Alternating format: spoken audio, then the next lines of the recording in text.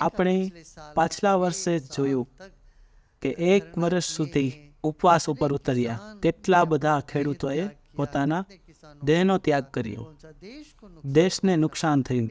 એટલે આપણે હવે શું કરવું જોઈએ? આ ઉપવાસ અને સડક ઉપર ઉતરવાના આંદોલનનો માર્ગ છોડીને ચર્ચા વિચારણા કરવાનો માર્ગ અપનાવવો જોઈએ. આ વિષયની તજજ્ઞ વ્યક્તિને આગળ કરો, જે આગળ પાછળની વર્તમાનની બધી જ વાતો સમજે છે. જેની ઉપર તમને વિશ્વાસ હોય એવી વ્યક્તિનો સાથે લઈને ચર્ચા કરો. દેશભરના ખેડૂતોને ન્યાય અપાવવાનો છે. દેશભરના ખેડૂતો સુખી રહે એ જ તો આપણો ઉદ્દેશ્ય છે. ભારત દેશે તો હંમેશાથી જ કહ્યું છે, અન્નદાતા સુખી ભવ.